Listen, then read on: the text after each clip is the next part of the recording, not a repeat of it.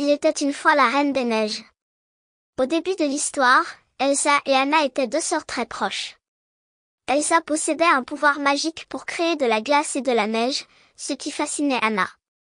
Cependant, un jour, Elsa a accidentellement blessé Anna avec ses pouvoirs, ce qui a fait que leurs parents ont décidé de cacher la magie d'Elsa et de retirer Anna de leur vie pour sa propre sécurité. Cela a créé une distance entre les deux sœurs qui ont grandi séparément, sans se parler.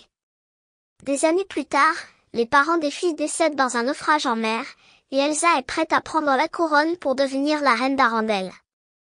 Lors de la cérémonie de couronnement, Anna rencontre le prince Hans et tombe amoureuse de lui, tandis qu'Elsa est effrayée à l'idée de révéler sa magie glacée en public. Lorsqu'Anna demande à sa sœur de danser, Elsa perd son sang-froid et révèle sa magie glacée devant tout le monde, provoquant une tempête de neige qui couvre toute Arendelle d'un manteau de glace.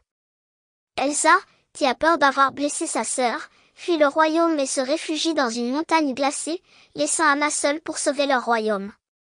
Anna part à la recherche de sa sœur pour lui demander de mettre fin à la tempête, et elle rencontre Christophe, un montagnard, et son reine de compagnie, Sven. Ensemble, ils rencontrent également Olaf, un bonhomme de neige magique créé par Elsa. Lorsqu'Anna et Christophe trouvent Elsa, elle refuse de rentrer à Arendelle, craignant de blesser quelqu'un d'autre avec ses pouvoirs.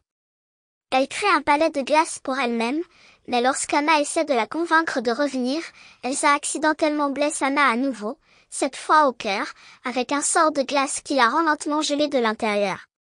Elsa réalise alors que sa peur et sa honte ont créé des conséquences désastreuses pour sa sœur et son royaume, et elle décide de tout faire pour arranger les choses.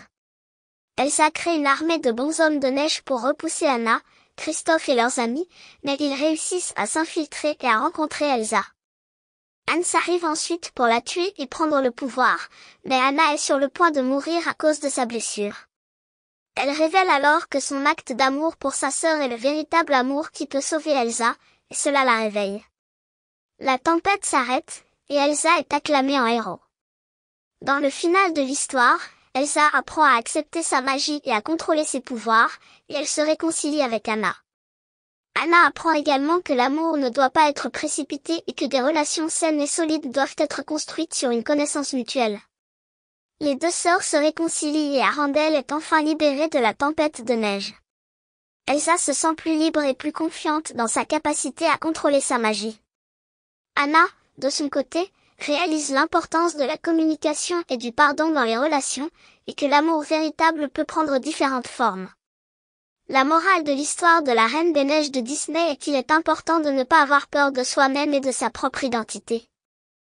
Elsa avait caché ses pouvoirs de glace pendant des années, par peur de blesser les autres, mais c'est justement cette peur qui a conduit à la création de la tempête de neige qui a causé des problèmes pour tout le monde. Elle a dû apprendre à accepter ses pouvoirs et à les contrôler pour qu'ils puissent être utilisés de manière responsable et positive. D'un autre côté, il est également important de ne pas sous-estimer l'importance de l'amour et des relations dans la vie.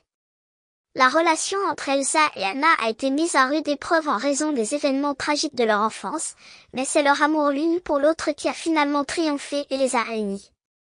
La force de leur amour a même permis à Anna de sauver Elsa de sa propre malédiction, démontrant ainsi la puissance de l'amour et de la compassion.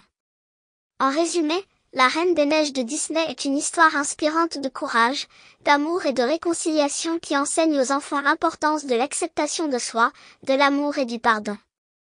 Si vous avez aimé cette histoire, n'hésitez pas à cliquer sur j'aime et à vous abonner à la chaîne. N'hésitez pas à dire dans les commentaires les histoires que vous aimeriez que je raconte aux enfants. Merci et à bientôt pour de nouvelles aventures tout aussi étonnantes.